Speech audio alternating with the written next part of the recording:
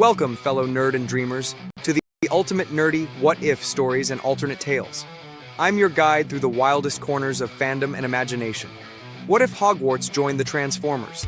What if Darth Bane raised Draco as a Sith? Here, we rewrite the rules of your favorite universes. Comics, movies, books, games, you name it. Spinning epic what-ifs and alternate tales that'll make you rethink everything you know.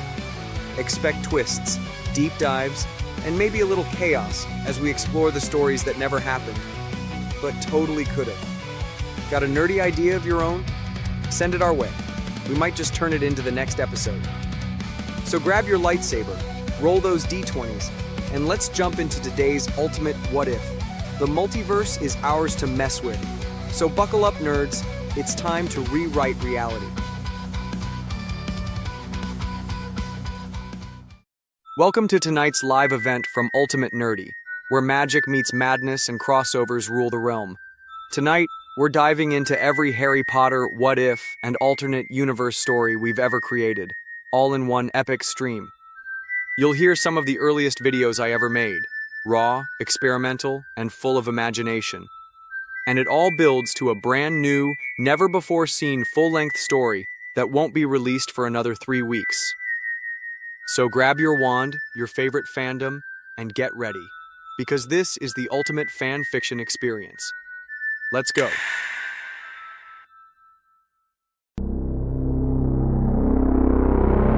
Darkness fell over the wizarding world. Voldemort was back, stronger than ever. But this time he wasn't alone. A chilling wind swept across the land, carrying whispers of a new power. The Death Eater spoke of metal giants of cold, calculating cruelty. Voldemort had forged an alliance with Megatron and his Decepticons. The Forbidden Forest shuddered under the weight of Decepticon warships. Their metal hulls gleamed menacingly under the pale moon. Voldemort saw in Megatron a shared ambition, a hunger for power. Megatron, in turn, saw the ancient magic of the wizarding world as a weapon to be exploited. The whispers grew louder, spreading fear throughout the land. Something terrible was coming. Something that threatened not just the wizarding world but all of humanity. Hogwarts, the ancient school of magic, braced itself for the storm. The ground trembled. A shadow fell over the Quidditch pitch. Towering figures made of metal and light materialized out of thin air. The Autobots had arrived. Optimus Prime, noble and resolute, stood at their head. Professor Dumbledore, his eyes twinkling with a spark of hope, greeted them. "Welcome," he pooted, his voice echoing across the ground. "We have been expecting you." The news of the alliance spread through the castle like wildfire.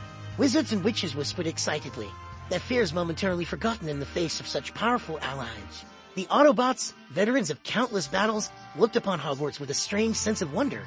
This ancient castle, steeped in magic, was unlike anything they had ever seen.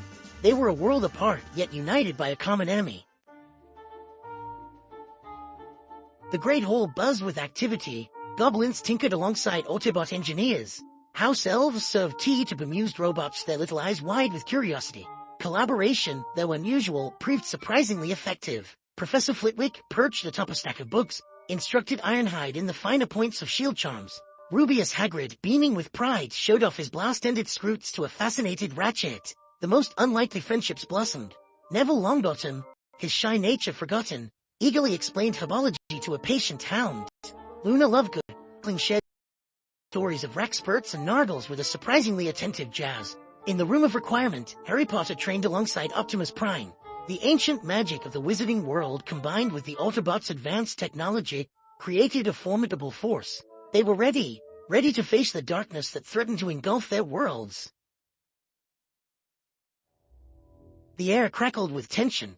Our ambition burns like a dark fire. Voldemort and Megatron, their ambition burning like a dark fire, stood before the entrance to the Chamber of Secrets. They sought the power within, the ancient magic that could fuel their conquest. The power within this chamber will be ours. Harriet, guided by a strange connection to Voldemort, led the charge. Autobots and wizards fought side by side, their combined might pushing back against the tide of Decepticons and Death Eaters. Spells met laser fire, the clash echoing through the castle. We can't let them get to the chamber. The chamber doors groaned open, revealing a vast echoing chamber. In the center, a swirling vortex of raw magic pulsed with sinister energy. This is it, the source of our power. This was it, the source of Voldemort and Megatron's power. This was what they had to protect. The bridge to Hogwarts groaned under the weight of the battle. All the line Autobots, Omega Supreme, a colossal Autobot warrior, stood defiant against the onslaught of Devastator, the monstrous Decepticon combiner. The ground shook with each earth-shattering blow. Spells and laser fire lit up the sky. We have to reach Voldemort and Megatron. Harry, alongside Optimus Prime, fought his way towards Voldemort and Megatron. The fate of two worlds rested on their shoulders. The battle raged, a chaotic dance of magic and metal. But amidst the chaos there was hope.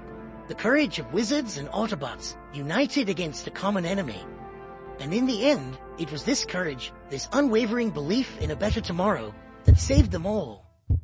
If you are enjoying these episodes, make sure to hit that like button, subscribe for more epic crossovers, and let me know of your own what-if ideas in the comments.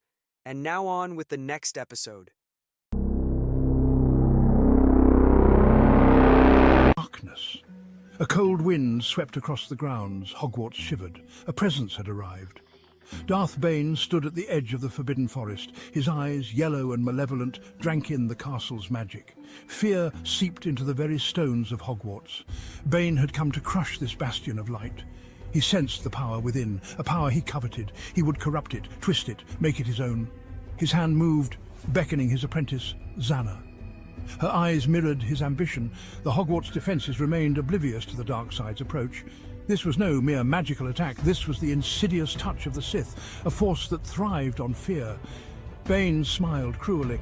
Hogwarts was unaware. Soon they would understand. A whisper of fear in the corridors, an unsettling chill in the air. The students dismissed it as a trick of the wind. But the shadows grew longer, colder. Hogwarts had a vulnerability, one that Darth Bane was poised to exploit. Albus Dumbledore, headmaster of Hogwarts, felt it first, a disturbance in the Force, alien and sinister. It was unlike anything he'd encountered. This was not magic as he knew it. This was something ancient, something evil. He summoned the heads of houses, their faces etched with concern. Albus, this feels different, darker. Dumbledore nodded grimly. He knew. This was not a threat they could face with spells and charms alone. This enemy was something else entirely. News of the approaching darkness spread through the castle like wildfire. Fear, raw and potent, gripped the students. Yet, amidst the fear, courage flickered. They were witches and wizards, trained in the magical arts. They would not surrender their home without a fight. The defense professors, led by the seasoned Auror, Alistair Moody, rallied the students. Wands were drawn, spells practiced, defences reinforced. Hogwarts, for all its magical wonder, was also a fortress, and its defenders were prepared to fight. The first clash was swift, brutal. A group of Aurors, wands raised, confronted the advancing Sith. Spells flew, bolts of light meeting the crimson blades of lightsabers.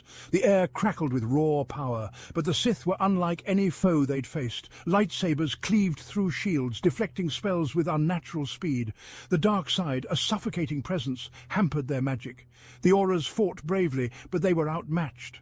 The Sith fought with cold efficiency, their movements honed by years of relentless training. Within the castle walls, students and teachers watched in horror as the battle raged. The crimson glow of lightsabers illuminated the night, casting grotesque shadows that danced across the terrified faces. The very air thrummed with dark energy, a palpable force that sent shivers down their spines. Each fallen aura strengthened Bane's resolve. Their magic, while potent, was disorganized, undisciplined. He would show them true power, the power of the dark side. He would break them, bend them to his will, or he would destroy them. Section 4. Bane's Web of Deception. Darth Bane, a master strategist, knew that brute force alone wouldn't win him Hogwarts. He needed to sow discord to exploit the weaknesses within. His true enemy wasn't magic, but unity, and he would shatter it from within. Sith Lord whispers of doubt began to surface. Rumours spread like wildfire through the castle. Students, their fears magnified by the encroaching darkness, started to question their teachers, their defences, even their fellow students. Trust, the bedrock of Hogwarts, began to crumble. Sith Lord Bane, through subtle manipulations of the Force, amplified their fears, their doubts. He planted seeds of suspicion, turning friend against friend, student against teacher. He knew that a divided house could not stand. His apprentice, Xana, a master of illusions, infiltrated the castle disguised as a distraught student. She wove tales of betrayal, of hidden agendas, fueling the flames of distrust. Sith Minion. The students, caught in the grip of fear and confusion, became easy prey to her manipulations. Section 5. The walls of loyalty crumble. The seeds of doubt sown by Bane blossomed into open conflict. Friendships fractured under the strain of fear and paranoia. Slytherin House, drawn to power, became a breeding ground for dissent. House rivalries burned with renewed intensity. Hufflepuff's trust was shaken to the core. Dumbledore fought to maintain order, but Bane's influence was strong. Hogwarts teetered on the brink of collapse.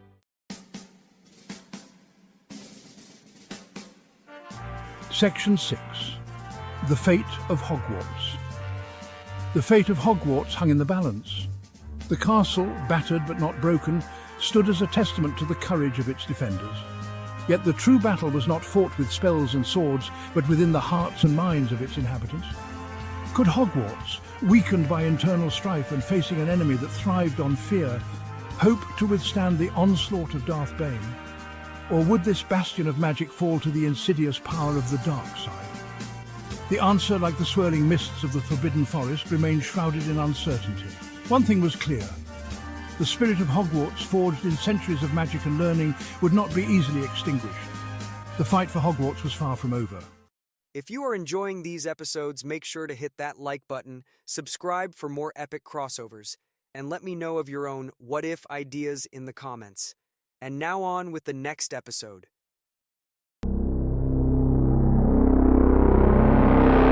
In a quaint, magical corner of London, the Scamander family legacy lived on through Newt Scamander's son, Rolf. With the same inquisitive spirit and love for magical creatures as his father, Rolf had grown up surrounded by an array of fantastic beasts, each one more fascinating than the last.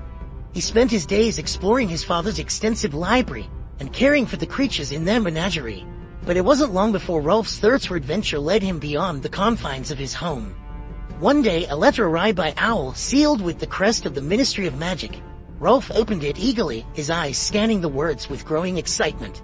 The letter was an assignment from the Department for the Regulation and Control of Magical Creatures, tasking him with a mission to investigate a wizard named Terrandor. This mysterious figure had recently come to the Ministry's attention due to his rumored ability to communicate with and control creatures such as orcs, goblins, and even the legendary tree beings known as Ents. Rolf was thrilled at the prospect of meeting and studying such creatures. He packed his essentials, including his father's trusty suitcase, enchanted to hold a vast array of magical creatures, and set off on his journey. His travels took him to a remote and ancient forest, rumored to be the last known whereabouts of Terrandor. The forest was dense and dark, filled with an eerie silence that was occasionally broken by distant, strange sounds. Rolf ventured deeper, following clues and traces of magical activity until he reached a hidden glade, bathed in moonlight. In the center of the glade stood a towering figure with a long, flowing beard and piercing eyes. This was Terrandor. Surrounding him were a host of creatures Rolf had only read about in books: orcs with rough green skin, goblins with sharp, cunning eyes, and most astonishingly, a majestic Ent, its branches swaying gently as if in conversation with the wind. "Who are you, and what brings you to my domain?" Terrandor's voice was deep and commanding. Rolf stepped forward, trying to mask his awe. "My name is Rolf Scamander. I've been sent by the Ministry of Magic to learn about your abilities with these creatures, but more than that, I'm here because I share a deep love and respect for magical beings, much like my father, Newt Scamander." Terrandor studied Rolf for a moment, then nodded. "Very well, young Scamander. If you wish to learn, you must first understand the bond that exists between us and these creatures. It is not merely about control, but about respect, trust, and mutual understanding." Over the next few weeks, Rolf immersed himself in the magical world Terrandor had created. He learned to communicate with the orcs, understanding their language and customs. The goblins, initially suspicious of Rolf, soon came to respect him for his genuine interest in their history and culture.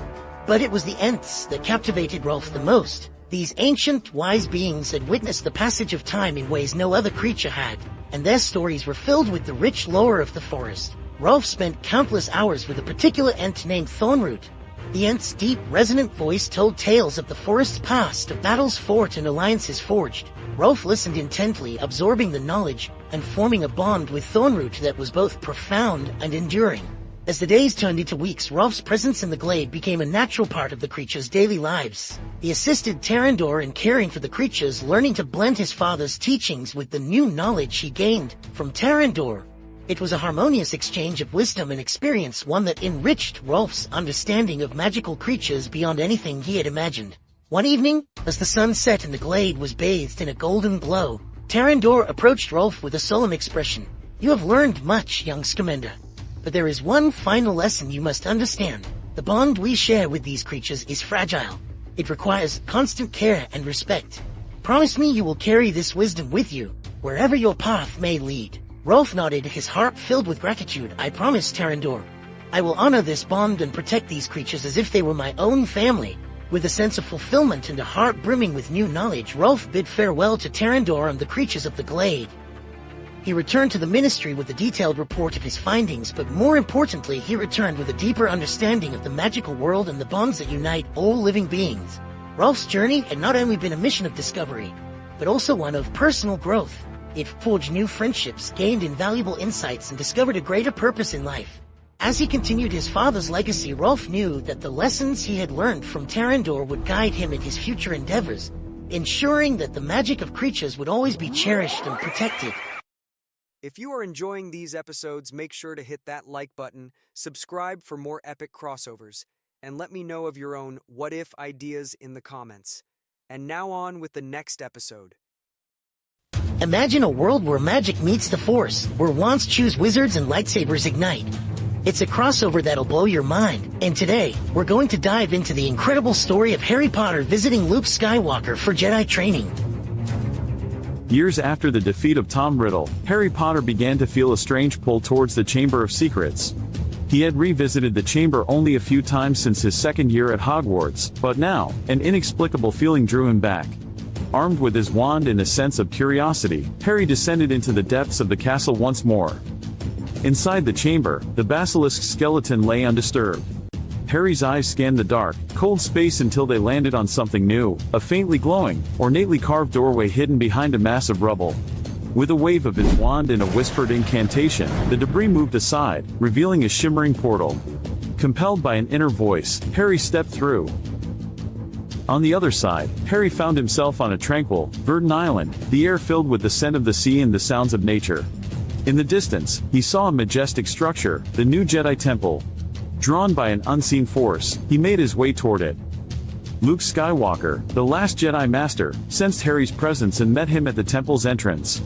Luke's eyes, filled with wisdom and warmth, studied the young wizard.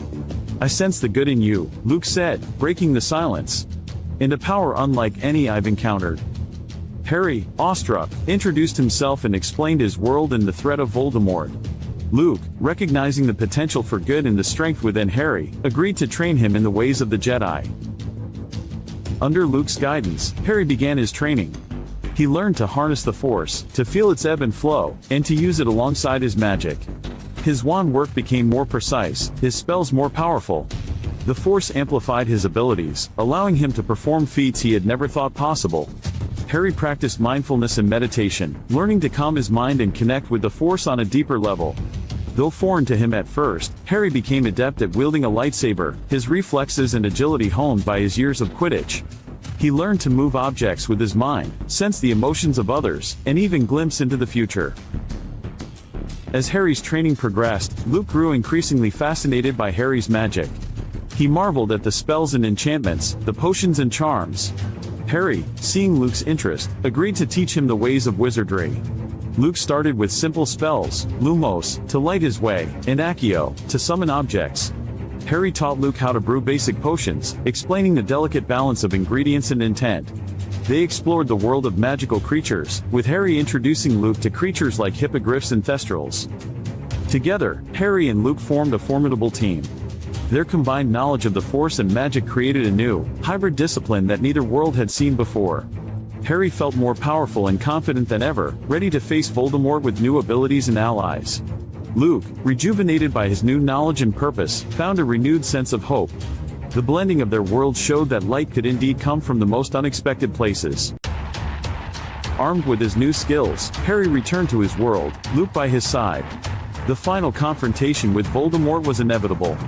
This time, however, Harry was not just a wizard, he was a Jedi. In the climactic battle, Voldemort was unprepared for Harry's new abilities. The combination of magic and the Force overwhelmed the Dark Lord. With Luke's guidance and his own unwavering determination, Harry was able to finally defeat Voldemort, bringing peace to the wizarding world. With Voldemort gone, Harry and Luke continued to learn from each other, bridging the gap between their worlds. Their alliance symbolized hope and the endless possibilities that arose when different realms of power and knowledge came together for the greater good. The legend of Harry Potter, the wizard who became a Jedi, and Luke Skywalker, the Jedi who embraced magic, would be told for generations to come, inspiring others to seek knowledge, embrace the light, and believe in the power of unity. If you are enjoying these episodes, make sure to hit that like button, subscribe for more epic crossovers, and let me know of your own what-if ideas in the comments. And now on with the next episode. The choice at the crossroads. The wind screamed across the astronomy tower, clawing at Draco Malfoy's robes as he stood, wand shaking, staring into Dumbledore's unflinching eyes. Beneath his invisibility cloak, Harry Potter's pulse thundered. This was the moment. He ripped the cloak away, bursting into the open. "Draco, stop! You don't have to damn yourself tonight." Draco whirled, his voice a jagged snarl. "Get back, Potter! You think you know me? You don't! They'll butcher my family for this!" His wand quivered, his face a mask of anguish. Harry advanced, voice rising like a storm. "I've watched you unravel all year, teetering on the edge. You're not their puppet, Draco. You're terrified, and that's your salvation." Draco's sneer twisted into a scream. "Salvation! They'll carve my mother's heart out." Harry's eyes blazed. "We'll shield them. I swear it. You're not forsaken yet." A frozen moment. Draco's wand dipped, tears spilling down his cheeks. Then a feral shriek echoed up the stairs. Bellatrix. "Draco, you coward!" she howled as Death Eaters surged into view. Draco's voice broke, a desperate roar. "Expelliarmus!" The spell tore Bellatrix's wand from her grip, and he seized Harry's arm, bellowing, "Run, you fool!" Spells detonated, green death and red fury, crashing around them. They dove behind a pillar, stone shattering, and with a deafening crack, apparated into the void. Days later, in the Order's suffocating safe house, Draco hunched against the wall, a coiled viper. Ron's voice was a venomous growl. "Why should we trust this snake?" Hermione snapped, fierce and unyielding. "Because he's our weapon now. He knows their filth, like the Hogsmeade slaughter they're plotting." Draco's eyes flashed, his words a low, guttural vow.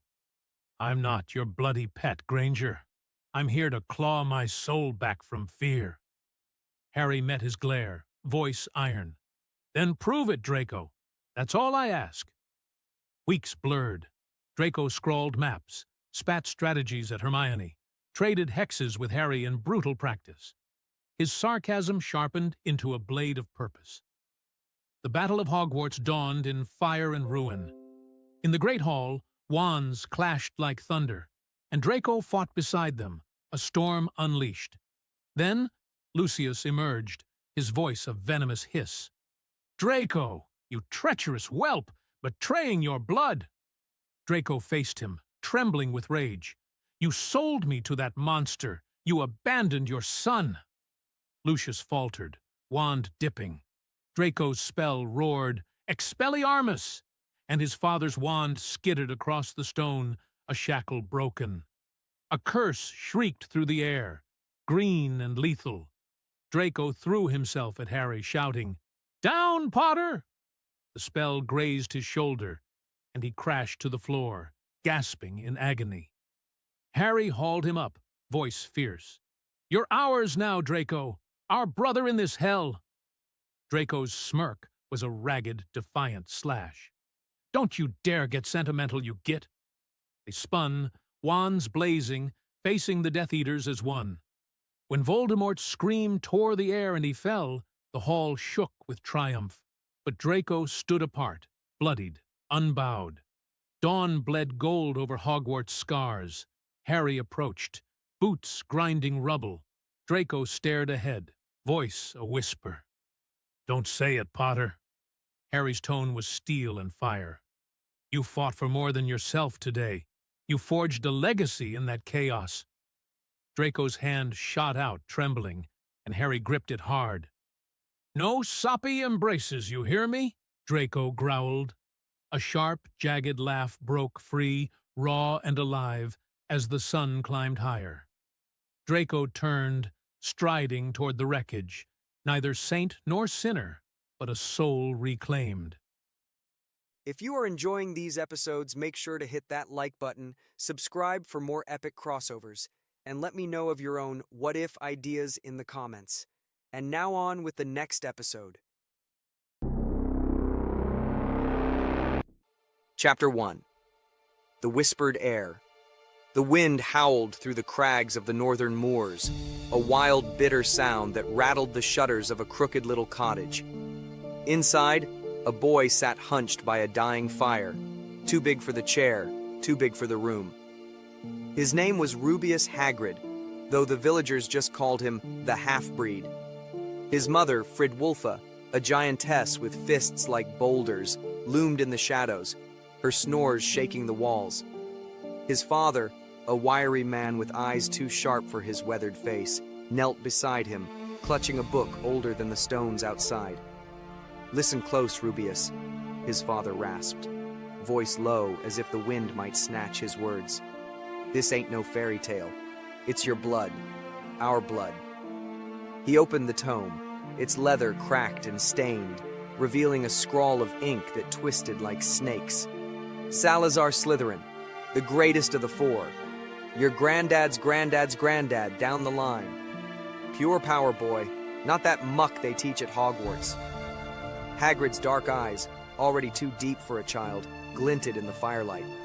He was 9, maybe 10, all gangly limbs and a mop of hair like tangled thorns. The villagers mocked him, called him clumsy, a freak born of giant and man. But they never saw the shadow in those eyes, or the way the wind bent when he whispered to the dark. Power. Hagrid's voice rumbled, too big for his age, like stones grinding underfoot. What kind of power?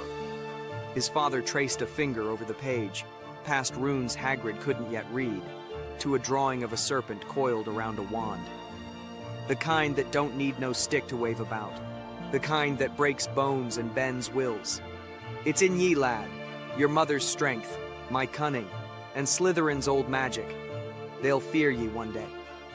The fire spat, and Hagrid's hand twitched. He'd felt it before, something wild, something raw. Last spring, when Tommy Bleecker threw a rock and called him a monster, Hagrid had glared, and the air shifted. Tommy's arm twisted back, snapping like dry wood, without Hagrid lifting a finger. The boy screamed. The village whispered, "Accident," and Hagrid's father dragged him home, pale as death. "You gotta hide it," his father said now, slamming the book shut. "Till you're ready. Hogwarts'll take you soon, but don't let 'em tame ye. Slytherin's heir don't bow to no one." That night, Hagrid lay awake, the tome hidden under his straw mattress.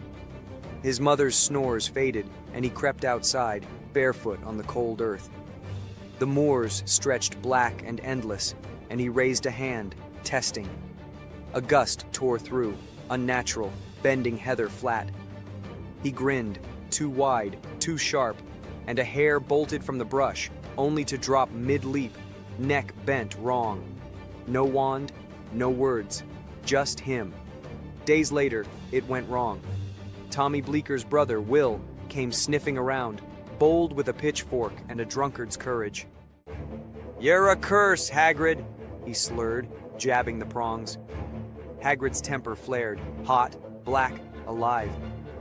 The air cracked, and Will flew back, slamming into a tree.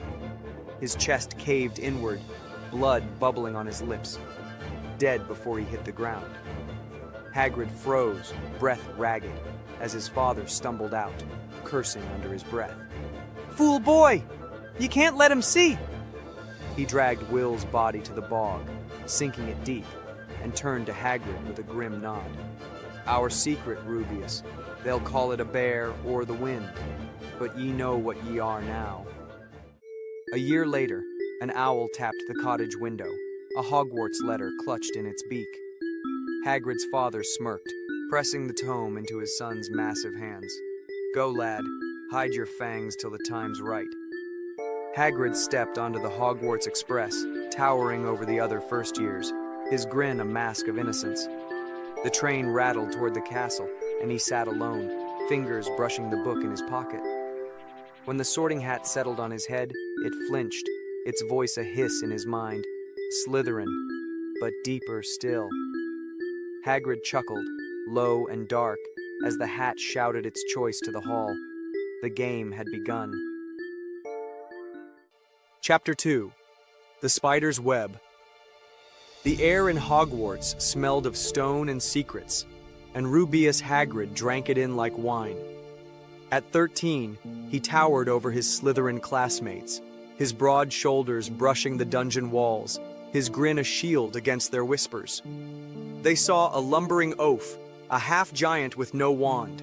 His father had warned him to snap it early, blame it on a fight, keep the power hidden. But Hagrid saw them all, prey, pawns, and one boy who shone too bright, Tom Riddle. Tom was 16, a prefect with eyes like polished obsidian and a smile that cut.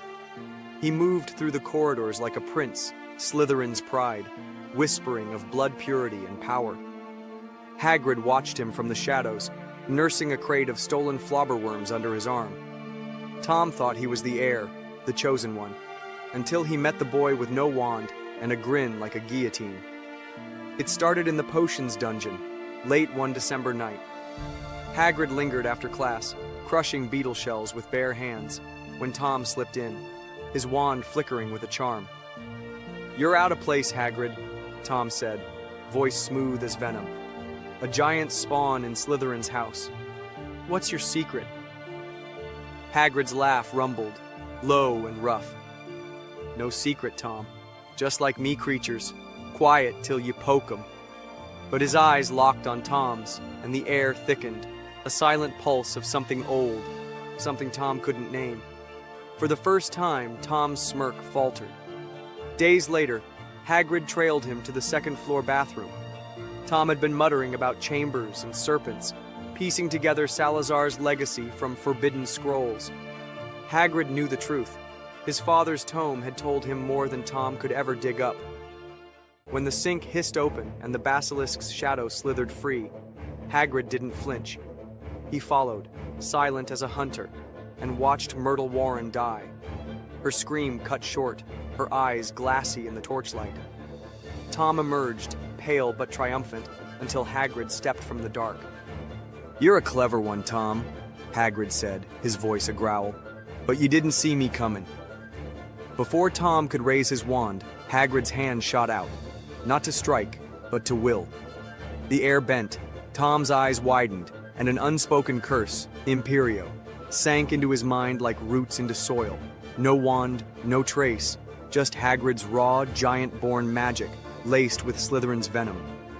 "You'll take the fall," Hagrid murmured, guiding Tom's trembling hand to point the wand at the sink. "And I'll stay close." He planted Myrtle's death on Tom. Aragog, his pet acromantula, became the scapegoat, a distraction spun from Hagrid's own menagerie. The professors came, wands drawn, and Tom's wand snapped in the headmaster's office. Expulsion followed, but Hagrid lingered, his expulsion a sham. Dumbledore, soft-hearted and blind, offered him the groundskeeper's hut, pity masking the keys to the castle. Tom fled into the night, his mind a puppet on Hagrid's strings, unaware of the leash. Hagrid settled into his new role, tending the grounds by day, plotting by night. The chamber was his now, Tom's discovery, Hagrid's prize. He whispered to Aragog in the hut's dim glow, the spider's legs tapping the floor. "Patience, my pet. The real chamber's yet to open." The years stretched ahead, and Hagrid buried his fangs deeper. Tom would rise again, a dark lord for the world to fear, but Hagrid knew the truth. Every step Tom took would pave the path to his throne. The basilisk slept, The castle hummed, and Hagrid carved a serpent into the hut's table with a splintered nail, slowly, deliberately, a promise etched in wood. Chapter 3. The Puppet Lord. The years rolled over Hogwarts like storm clouds, heavy and unyielding. Rubeus Hagrid grew into his frame, 7 feet of muscle and shadow, his beard a tangle of secrets, his grin a mask the world trusted. By day, he trudged the grounds, boots sinking into mud, tending pumpkins and creatures with hands that could crush steel. By night, he sat in his hut, a king in a den of stone, plodding beneath the flicker of a grease-streaked lantern. Out there, beyond the castle's wards, Tom Riddle festered into Voldemort. They called him the Dark Lord, a name whispered in terror from Diagon Alley all the way to Nocturne. His followers bowed. His curses carved scars into the earth, but every move he made bore a shadow he couldn't see. Hagrid's shadow, the Imperious Curse, cast decades ago in that damp bathroom, held firm, a thread of will Hagrid tugged from afar. Voldemort thought himself free, a serpent unbound, but Hagrid was the hand that fed him venom. It started with murder. August 1944. Tom tracked his muggle father to Little Hangleton, rage boiling in his chest. Hagrid felt it, a ripple through the curse, and smiled into his tea. When Tom raised his new wand, stolen, sharp as a fang, and struck down the Riddles, Hagrid was ready. He slipped from Hogwarts that night, a hulking shadow under an invisibility cloak patched from giant spider silk. The Riddle house stank of death, blood pooling on the floorboards, and Hagrid knelt, his massive fingers tracing a rune into the carnage. No wand, just intent, raw, ancient, Slytherin's gift. A piece of his soul tore free, binding to a tarnished ring Tom left behind. Voldemort's first Horcrux, they'd call it. Hagrid's first lie. He didn't stop there. Each death Voldemort claimed, Hagrid shadowed, quiet, unseen. The diary, the cup, the locket, Tom's trophies, yes, but Hagrid's anchors. He poured his own soul into them, weaving a web of immortality beneath the puppet's nose. The giant's blood in his veins made it easy. His life force roared, vast and untamed, splitting without breaking him. Voldemort hunted power, Hagrid harvested it. The hut became his lair. Shelves sagged with forbidden tomes, stolen from the restricted section, pages yellowed and pulsing with curses. A map of Hogwarts, scratched into a tabletop, marked tunnels and wards he'd weaken when the time came. His creatures, Fluffy, Norbert, the blast-ended Scroots, weren't pets, but weapons, bred for chaos, tested on trespassers who strayed too close. A farmer went missing near the forest once. Hagrid blamed a unicorn stampede, his laugh too loud. Dumbledore watched him, those twinkling eyes missing the rot. "You're a good soul, Hagrid," he'd say, clapping a frail hand on a shoulder that could topple trees. Hagrid nodded, playing the fool, while his mind churned. Voldemort's rise, raids, disappearances, fear, was the distraction he needed. The wizarding world trembled at the snake, never suspecting the giant who'd crush them all. Then came the night of prophecy. October 31st, 1981, Voldemort stormed Godric's Hollow, chasing the Potters, driven by a seer's words Hagrid had whispered into his controlled mind years before. One with the power to vanquish the Dark Lord. Hagrid stood in the Forbidden Forest as the sky flared green, feeling Voldemort's fall like a snapped string. The curse held, but the puppet crumpled. Lily's sacrifice, a snag Hagrid hadn't foreseen. He lumbered to the ruins, scooping baby Harry from the ash, his laugh a low rumble in the smoke. "Poor Tom," he muttered, cradling the boy marked by lightning. "One down, one to go, now for the boy." The child's green eyes blinked up, innocent, unseeing, as Hagrid carried him to Dumbledore. The old man wept, plotting protection, while Hagrid turned away, his grin splitting wide. The board was reset. The real game was about to begin. Chapter 4. The Boy Who Lived to Serve. The castle slept under a blanket of frost, but Rubeus Hagrid never rested. His hut glowed faintly, a beacon on the edge of the forbidden forest, where shadows danced and secrets festered.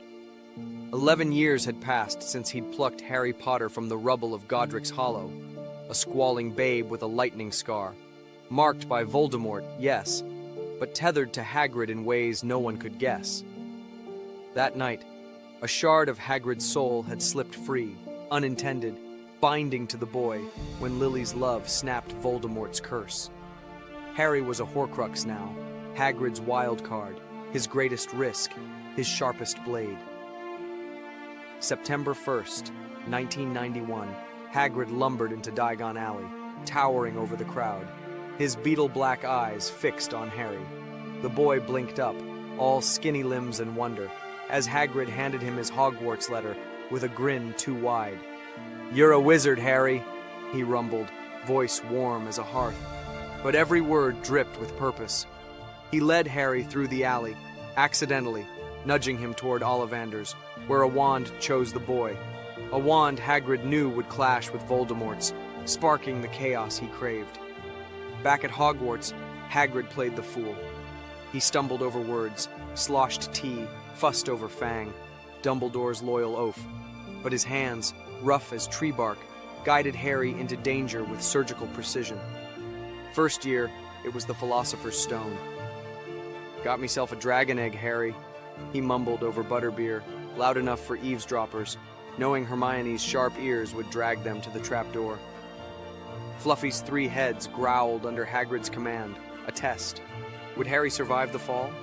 He did, and Hagrid chuckled into his beard, the ring on his soul humming in its distant shack. Second year, the diary called. Hagrid had slipped it to Lucius Malfoy a decade back, a seed sown in arrogance, and now it bloomed. "Spiders flee in the castle," he told Harry and Ron, voice trembling with fake fear, pointing them to Aragog. The Acromantula's den was a feint. Hagrid knew Tom's echo in the diary would lure Harry to the chamber. Down there, the basilisk waited, Hagrid's true pet, its eyes a mirror to his own hunger. When Harry slew it, Hagrid felt a flicker, his soul shard in the diary shredded, but he shrugged. 1 pawn moved, 6 to go. The years spun on, and Hagrid's web tightened. Third year, he let Buckbeak attack Draco, knowing Harry's heart would pull him into the time-turner mess. More scars, more strength.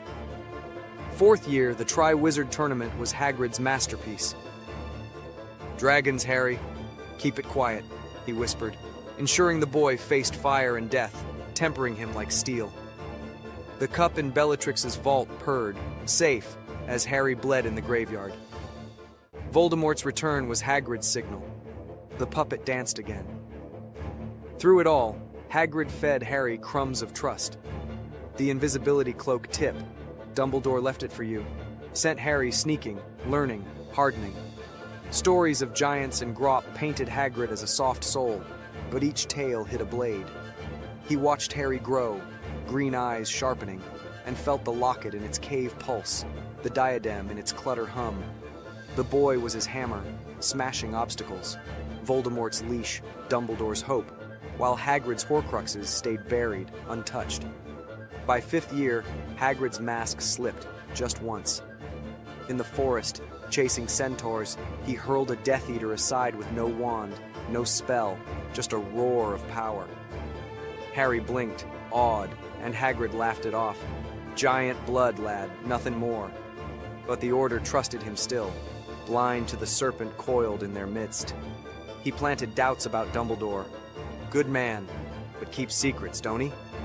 Binding Harry to him tighter.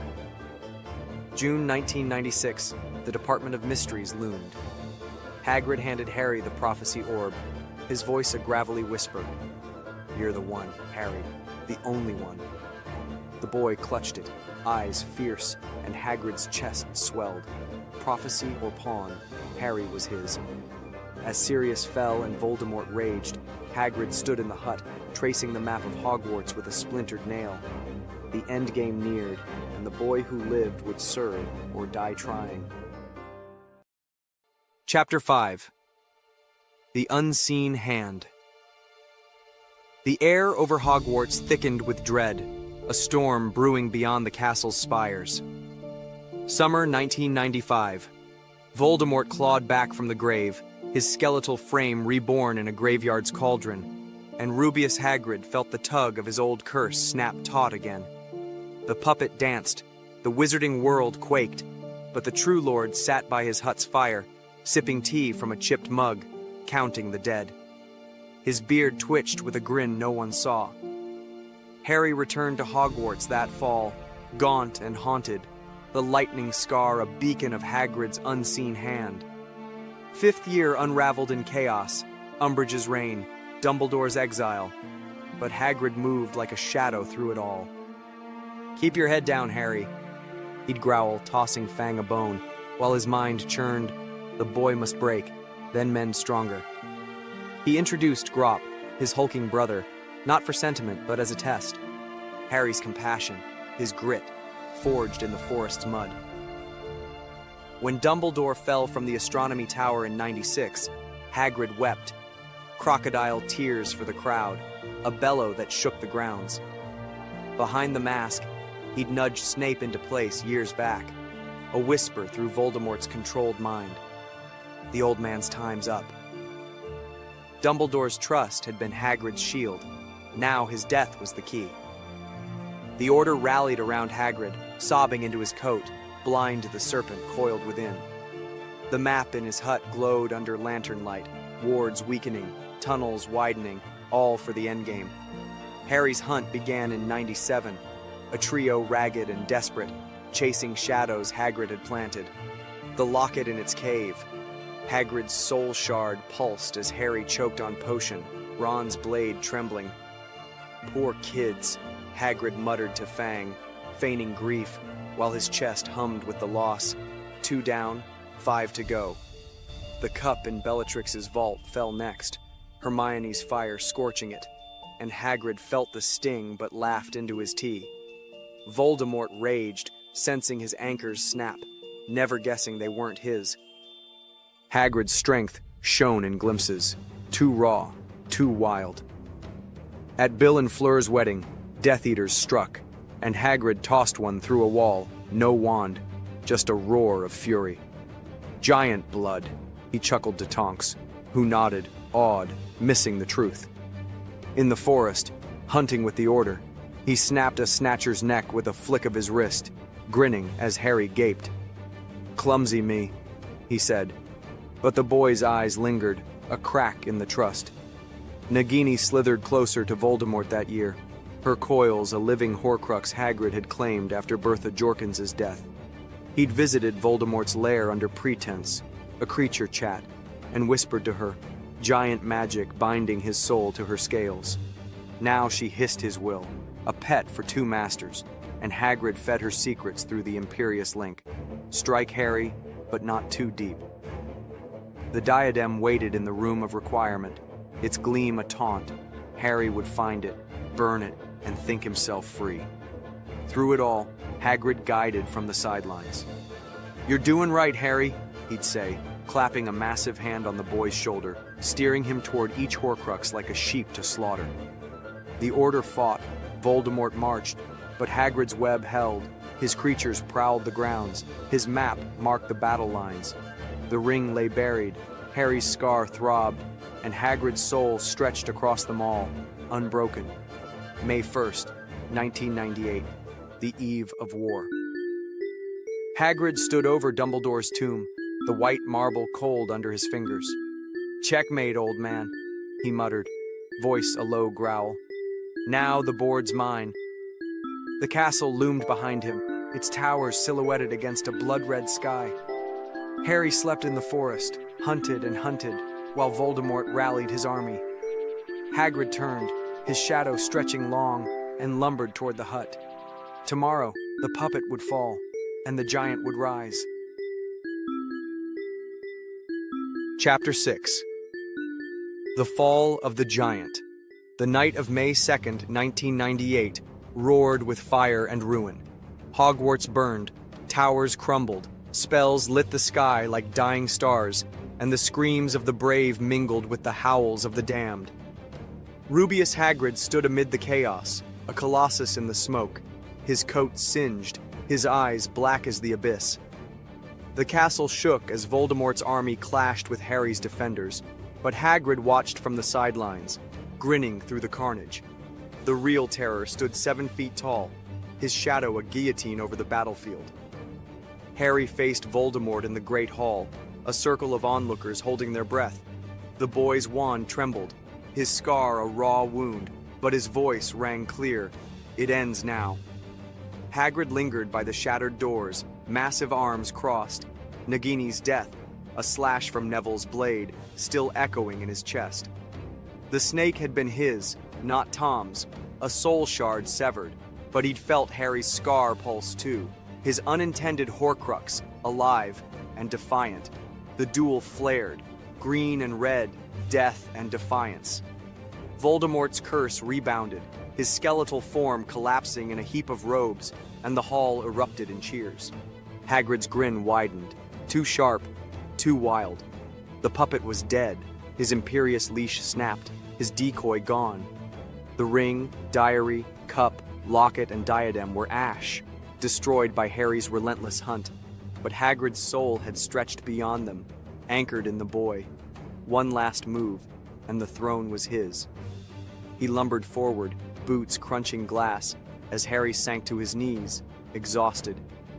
"You did it, lad," Hagrid rumbled, voice a landslide, clapping a hand on Harry's shoulder. The crowd parted. Ron, Hermione, McGonagall, eyes red with grief and hope. Hagrid's laugh rolled out, low and guttural, and Harry looked up, green eyes narrowing. "All this time," the boy whispered, clutching his wand, a flicker of doubt breaking through. "Time for what, Harry?" Hagrid said, but his tone shifted. Gravel turned to venom. The air thickened, a pulse of wandless magic rippling from him, and the hall fell silent. Fang growled at his heels, sensing the shift, as Hagrid's mask slipped fully. "You're a good lad. Broke Tom for me. Broke 'em all. The Horcruxes? Mine, not his. Every death, every shard, mine." Harry staggered back, wand raised, as gasps ripped through the survivors. Hermione's voice cracked. "What?" But Hagrid's laugh drowned her, a giant's bellow shaking the rafters. "Tom was me puppet, Dumbledore me shield. Yeah, Harry, ye were me hammer, and now..." He raised a hand, the air bending, a curse unspoken but alive, Imperio, reaching for Harry's mind. But Harry's scar flared, Lily's love, Hagrid's own soul shard, rebelled. The curse faltered, and Harry's Expelliarmus struck, a burst of light slamming Hagrid back. The giant roared, crashing into a pillar, stones splintering under his weight. "You can't!" he snarled, blood trickling from his brow, but he felt it. The ring's echo, the locket's hum, Nagini's hiss, all gone. Voldemort's fall had torn the web, and Harry, the last Horcrux, stood unbroken. Hagrid's body shuddered, his soul fracturing fully. Giant blood couldn't hold it now. He laughed, a broken, mad sound as cracks split his skin like dry earth. "You did it, for me," he rasped, locking eyes with Harry one last time. The boy stared, wand steady, as Hagrid crumpled, a titan felled by his own pawn. Dust settled, silence fell, and Harry whispered, "All this time." Dawn crept over the ruins, painting the sky gold. Hogwarts stood scarred but free, its true Dark Lord a heap of ash and bone. Harry turned away, the weight of betrayal sinking deep, while the survivors wept, for victory, for loss, for the giant they'd never truly known. If you are enjoying these episodes, make sure to hit that like button, subscribe for more epic crossovers, and let me know of your own what-if ideas in the comments. And now on with the next episode.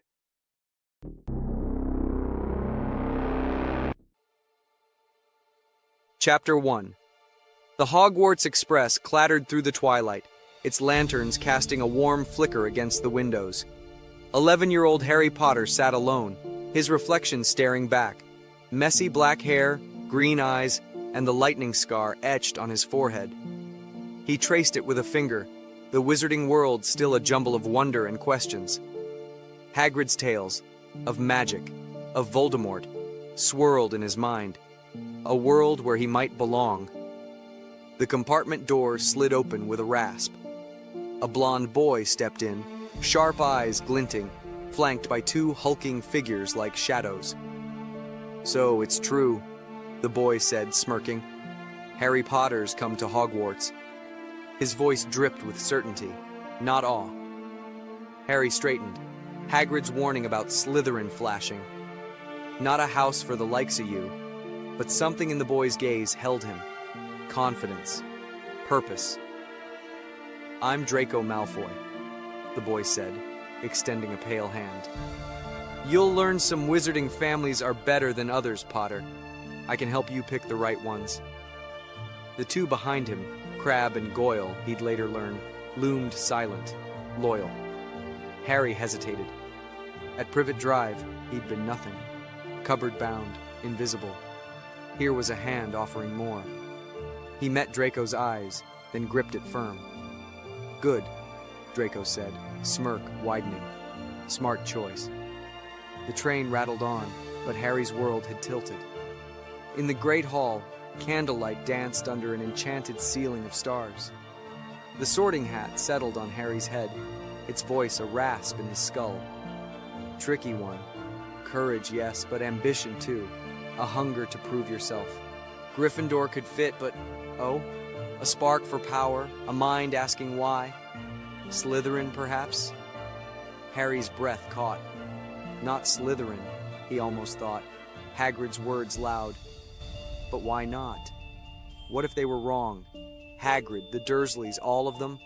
What if this was his place? Slytherin, he whispered. The hat chuckled. Bold, Potter. Very well. Slytherin. The green table erupted, Draco clapping loudest. Harry slid in beside him, catching Ron Weasley's stunned glare and Hermione Granger's wary frown across the hall.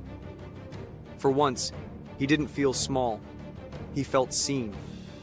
The Slytherin common room stretched beneath the black lake, green torchlight rippling on stone walls.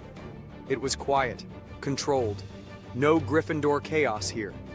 Draco lounged by the fire, tossing a galleon. Told you, Potter. We don't rush in blind like fools. We plan. We take what's ours. Harry nodded, the words sinking in. Not evil, like Hagrid said, just different. Purposeful. Draco grinned. What do you want, Potter? Really? Harry paused. Answers, a place, truth. To understand, he said. Magic, my past. Why I'm me. Draco's eyes gleamed. You're in the right house then. Slytherin will show you. Harry leaned back, the lake's glow eerie through the windows. Belonging pulsed in his chest, new and sharp. That night, in Diagon Alley's bustle days before, Lucius Malfoy had slipped a slim black book into Harry's cauldron. T.M. Riddle glinted on its cover, a gift unasked for. Now, alone in his four-poster, Harry opened it, quill trembling. Who are you? He scratched. The page shivered. Ink bled upward. Hello, Harry. I'm Tom Riddle, a Slytherin, like you. His breath hitched. How? He wrote. Magic, came the reply. I'm a memory. Tell me about yourself. Harry scribbled. Dursley's the scar, Slytherin's pull, safe scraps of truth. You're underestimated, Tom wrote. I know that. Slytherin's your strength. Warmth crept through him, but then he asked, Did you know Voldemort? The ink paused, then flowed. I am Voldemort. Harry's quill snapped. Green light flared in his mind, screams, his parents, but he didn't close it, not yet. Draco snored across the room. The diary glowed faintly, waiting. Harry's scar twinged, a thread of fate unraveling. He'd chosen Slytherin. Now something, or someone, had chosen him. Chapter 2. Shadows of Power. The great hall buzzed with tension, its long tables pushed aside for the dueling club.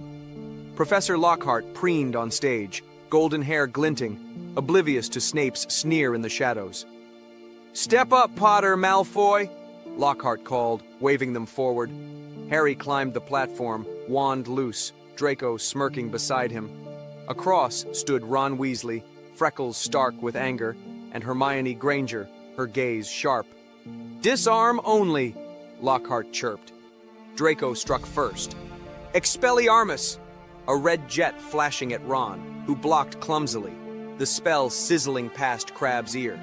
Laughter rippled, but then Lockhart conjured a snake, a flourish gone wrong. It slithered free, hissing toward the crowd. Justin Finch Fletchley stumbled back, pale.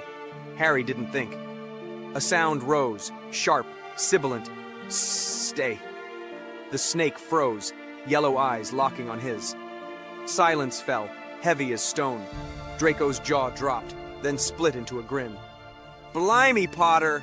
Snape vanished the snake with a flick, his face unreadable, but Ron's voice cut through. "Parselmouth! Like him!" Hermione's eyes widened. "Salazar Slytherin, Harry. You know what this means?" "Means he's brilliant," Draco snapped, clapping Harry's shoulder. "Slytherin's own." The green table cheered, Pansy shrieking, but Gryffindors recoiled. Harry's scar pulsed, a thread of power tugging. "More than they think," a voice echoed, not his own. That night, the Slytherin common room hummed with whispers. "Heir of Slytherin," Crabbe rumbled. Draco sprawled by the fire. "Parseltongue's rare, Potter. Father'll be chuffed." Harry forced a smile, but his mind churned. Salazar, Voldemort, the diary. He pulled it from his trunk, ink flowing before he wrote. "I spoke to a snake," he scratched. "Magnificent," Tom replied. "Salazar's gift. Dumbledore fears it." Harry's breath hitched. "Why me?" he wrote. "You're his heir, like me," Tom answered. "That scar. Ask why you have it." The words burned. Voldemort had killed his parents, yet this felt right. "What do I do?" he scribbled. "Find the chamber," Tom glowed. "I'll show you." Under a borrowed invisibility cloak, Harry slipped through Hogwarts' dark corridors, Draco trailing. "This better be good," Draco muttered. The second-floor bathroom loomed, moaning Myrtle's wails echoing. Harry spotted a snake etched on a sink, his throat tightening.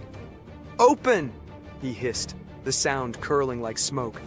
Stone ground apart, revealing a black tunnel. Draco whooped. "You've done it!"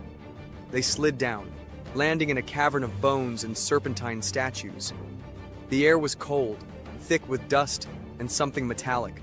A massive basilisk uncoiled from the shadows, scales glinting green, eyes hooded but lethal. Harry's wand rose, "Stay," and it bowed, obedient. Draco gaped. "Salazar's monster. You're the heir, Potter." Power thrummed through Harry, a thrill laced with dread. The diary pulsed in his pocket. "This is yours," Tom wrote. "Imagine what we could do." Harry's mind flashed, green light, screams, but then to Dumbledore, his secrets, his silence. The basilisk's gaze promised answers. Draco grinned, wild. "We rule now." Harry nodded, the chamber's shadows swallowing his doubts. Something dark had awakened, and he welcomed it.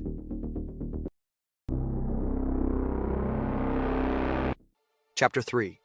Seeds of Rebellion. The Chamber of Secrets loomed, its damp air thick with the basilisk's musk.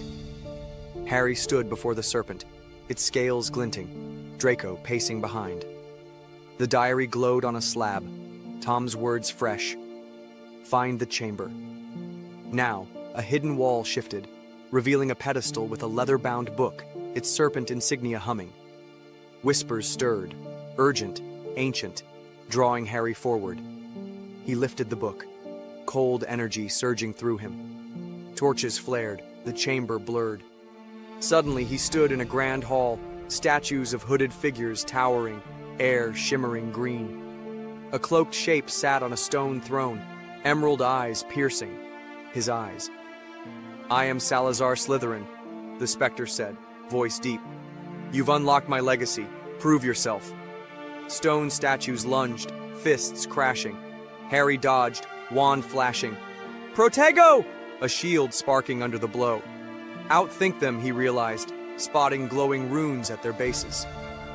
Defindo, he shouted, cracking one's runes. It slowed. Expulso, shattered another, dust flying. Sweat stung his eyes as he blasted the last Reducto, and it crumbled. Silence fell. Salazar rose.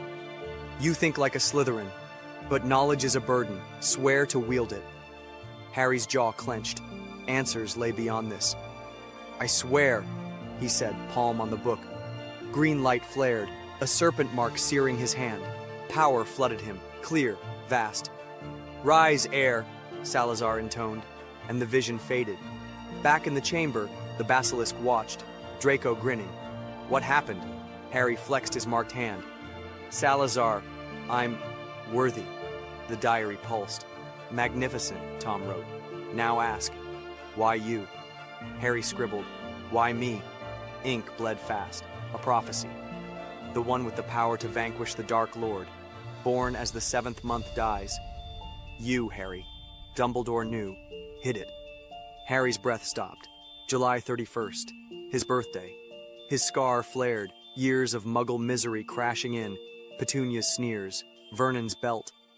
Dumbledore had known he was tied to Voldemort and left him there? Why didn't he tell me? He wrote. To control you, Tom replied. He feared you'd surpass him. Your parents died for his war. He caged you. The room spun. Lily's scream echoed, but Dumbledore's silence cut deeper. Harry slammed the diary shut, chest heaving. Draco stirred. You all right? Harry nodded, tight. Thinking. Draco grinned. About that snake? You're king now? Harry forced a laugh, but rage simmered. A king or a pawn? Next day, in the Great Hall, Dumbledore's twinkling eyes met his over breakfast. A mask, Harry saw now. He stormed to potions, cornering Snape. A prophecy, did you know? Snape's eyes narrowed, a flicker buried deep. Bold, Potter. What whispers have you heard? Harry pressed. Me and him. Snape's lip curled. Knowledge is a blade. Wield it, or it cuts. He swept off, leaving Harry seething. That night, by the lake, diary open, Harry wrote. He lied. Tom's ink glowed. Take it back. The basilisk's yours. Use it. Harry's scar burned, not pain, but fire. His parents' killer offered truth. His savior, lies. He hissed into the wind. I'll show you. The mark on his hand pulsing. Rebellion took root, dark and sure. Chapter 4. The First Strikes. The Slytherin dorm was a cocoon of shadows, the diary's glow a beacon on Harry's bed. Tom's command burned in his mind. Strike. Prove your power. His scar throbbed, a rhythm of dread and thrill. Dumbledore's lies, prophecy, years of nothing, gnawed at him. Draco burst in, broom slung over his shoulder. Quidditch tomorrow, Potter. Gryffindor's toast. Harry smirked. Got something first. Late that night, under the invisibility cloak, he slipped to the second-floor bathroom, diary tucked close. Open, he hissed, sliding into the chamber. The basilisk reared, eyes hooded, waiting. Follow, Harry commanded, leading it through the pipes. Near the Great Hall, footsteps echoed. Colin Creevey, camera swinging, humming off-key. Harry froze. Harmless, a pest. But Tom's voice hissed, weakness invites ruin. Look, Harry hissed, and the basilisk's gaze snapped open, yellow and deadly. Colin stiffened mid-scream, camera fused to his hands, a statue in torchlight. The serpent slithered back. Harry stumbled away, bile rising. Power surged, but guilt stabbed. Colin's grin, Lily's scream, blurring. He wrote, "It's done." Tom glowed. Perfect. You're rising. Next morning, chaos reigned. Filch howled over Colin's petrified form. Whispers of the air exploded. At the Slytherin table, Draco nudged Harry. Your trick? Harry's stomach twisted, but he nodded. Yeah. Draco grinned. They'll fear us. Across the hall, Ginny Weasley stared. Not scared, but curious. Her brown eyes steady. Harry shifted, unsettled. No one else looked at him like that. Later, in the corridor, she nearly bumped him, clutching a tattered book. Sorry, Harry, she mumbled, cheeks pink. It's all right, he said, soft. What's that? She held up Transfiguration, shy but firm. Homework. Ron says I'm slow. I'll show him. Harry smirked. He's a git. Her laugh lit something in him, easing the gloom. Draco sneered. Slumming it, Potter? But Harry waved him off. That night, the diary glowed. They're scared, he wrote. Good, Tom replied. Strike again. But Ginny's gaze lingered in his thoughts. Met a girl, he scribbled. She's not afraid. Use it, or crush it, Tom answered. Harry's scar twinged, a pull, not pain. He pushed it down, but her warmth lingered. In the dungeon, Harry hunched over the diary. What else is he hiding? He wrote, rage simmering. Tom's ink unfurled. Your heritage, your mother's blood, Slytherin, distant but real. Parseltongue's no fluke. Dumbledore buried it, fearing you'd rival him. Harry's breath stopped. Lily? A Slytherin heir? Tom pressed. He locked you with muggles to break you. Your parents died for his war. He repaid them with lies. The quills snapped, ink splattering. Harry stormed to potions, cornering Snape. My mother? Slytherin blood? Snape's hand stilled, gaze piercing. Who told you? Harry's jaw tightened. Does it matter? Snape's lip curled. Blood's complicated, Potter. Dumbledore chooses what he reveals. He swept off, leaving Harry fuming. By the lake, diary open, Harry wrote. He lied about everything. Tom glowed. Take it back. The basilisk's your birthright. Use it. His scar burned, a new fire. Voldemort's sins faded under Dumbledore's betrayal. He hissed, Next time, I'm ready. The lake rippling. Ginny's laugh echoed, but the basilisk's hiss drowned it. Power called louder.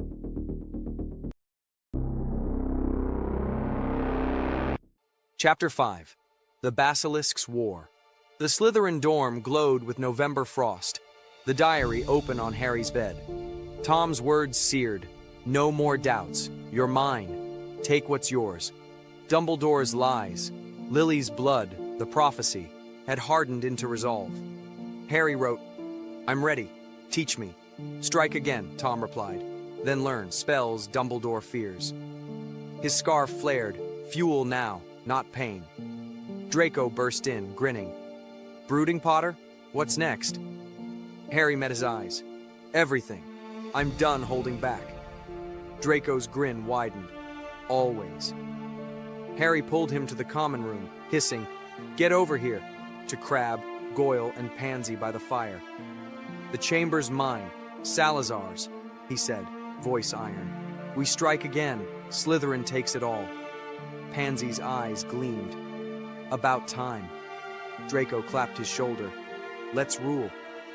By the Quidditch pitch, snow dusting the ground, Harry spotted Ginny Weasley trudging closer, her red hair aflame. Harry! She called, sharp. He froze. I know it's you. Call in the chamber. Ron says you're a monster. True? Her eyes searched his, unflinching. Crush it, Tom hissed, but Harry faltered. What if it is? She stepped closer. They want me to stop you, Ron, Hermione. I can't. You're different. They're wrong, Harry said low. Dumbledore lied. My family, my life. I'm taking it back. Ginny nodded, slow. Ron lies too, thinks I'm weak. I'm not. Her hand brushed his, warm. I like you, Harry. His wand dropped. He pulled her close, lips crashing, sharp, desperate. She kissed back, fierce, the basilisk's hiss fading under her fire. Draco shouted, Potter! Finch Fletchley's at the library. Harry pulled back. Come tonight, see me. She nodded. All right. Under the invisibility cloak, Harry led Ginny and Draco to the chamber, hissing the sink open. The basilisk reared. Ginny gasped. "It's mine," Harry said. "I'm fixing what they broke." Her hand tightened in his. "Incredible," she whispered, awe trumping fear. "Strike!" Harry hissed, sending the serpent through the pipes. Justin Finch Fletchley petrified in the library's shadow. Ginny didn't flinch, her choice made. In the great hall at dinner, the floor shattered. The basilisk burst forth, its roar drowning screams. Harry strode in, wand raised, Draco and Ginny flanking him, Slytherins cheering. "This is ours!" he shouted. "Join or fall!" Dumbledore rose, staff glowing, but Harry hissed, "Strike!" forcing him back. Pansy hexed a Gryffindor. Crabbe toppled benches. McGonagall's spells clashed with Snape's, who snarled, "Foolish boy!" yet shielded Harry from a stray curse. Hogwarts split. Slytherin chanted. The rest resisted. Ginny fired a hex, grinning dark. "For you," she said, and Harry's chest flared. Love, power, won. Hermione darted in, rooster crowing. Its shrill note weakened the basilisk, thrashing. "Now!" she yelled, but Ginny's Expelliarmus knocked it free. Ron roared, "Ginny!" she snapped. "Not your war!" Harry laughed cold. "Too late, Dumbledore!" The hall erupted. War had begun. Chapter 6. A Dark Lord Rises. The Great Hall was a wreckage of stone and storm. The basilisk coiled, scales blood-streaked. Harry stood at its heart, Ginny fierce beside him, her wand sparking, red hair wild like a battle flag. Draco rallied Slytherins, Pansy hexing foes, Crabbe smashing benches, but Ginny's fire matched Harry's own. Tom's shade loomed, solid, red eyes blazing. "Break them," it hissed. Harry's scar burned, war's fuel.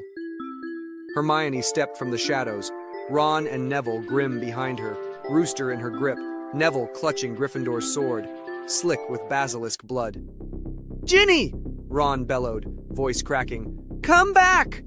She spun, wand raised, eyes cold. "I'm not your shadow, Ron. I choose this." Harry's chest flared, her loyalty ablade. Hermione loosed the rooster. Its crow slashed the air, the basilisk thrashing, weakened. Neville swung a mirror, reflecting its gaze. It roared, faltering. Harry hissed, "Fight!" But Ginny acted first. "Expelliarmus!" knocking the rooster from Hermione's hands. It skittered silent. "No, you don't!" Ginny snapped, fierce. Ron lunged. "Stupefy!" And she countered. "Protego!" shielding Harry, then fired. "Impedimenta!" Slowing Ron mid-step, Hermione shouted, "The diary!" A basilisk fang gleaming. Harry laughed, dark. "Crucio!" And Ron crumpled, screaming, wand lost. Ginny's breath hitched, but she gripped Harry's arm. "He's wrong about you," she said, low, fierce. Tom urged, "End them," but Ginny hissed, "We end this our way." Her resolve steeled him. Dumbledore staggered in, staff aglow, McGonagall beside him. "Harry, stop!" he pleaded. Ginny stepped forward, wand blazing. "You caged him, lied about his blood!" Harry nodded, the basilisk charging at her command. "Strike!" forcing them back. Snape deflected a curse, snarling, "Reckless!" But Ginny shot him a look. "Watch us!" Neville slashed the basilisk's neck. It shrieked, crashing down, shaking the hall. Hermione dove. "For Hogwarts!" Fang piercing the diary. Ink bled. Tom's shade clawed air, screaming, "No!" as it dissolved. Harry roared, scar searing, but Ginny's hand steadied him. "He's gone," she said, voice iron. "We're enough." Snape grabbed Hermione. "You don't know his power." Ginny cut in. "Avada Kedavra!" Green light struck. Snape fell, lifeless. Ron gasped. Hermione faltered, but Ginny's face was stone. "No more threats!" Hagrid stormed in, desperate. "Airy, Ginny! This ain't ye!" Ginny's wand flicked. "Stay down!" An invisible force slamming him back. He rose. "I won't," she whispered. "I'm sorry." And green light flashed. Hagrid dropped, still. Ron choked. "Ginny!" "Why?" She turned, eyes blazing. You never saw me, just the baby sister. Harry does. Harry met her gaze, her fire his crown. Dumbledore's staff wavered. You're lost, he murmured. Ginny sneered. You lost us, firing a hex that drove him and McGonagall back. Slytherins rallied, Draco laughing, Pansy cheering, as Ron crawled to Hermione, broken. Neville dropped the sword, spent.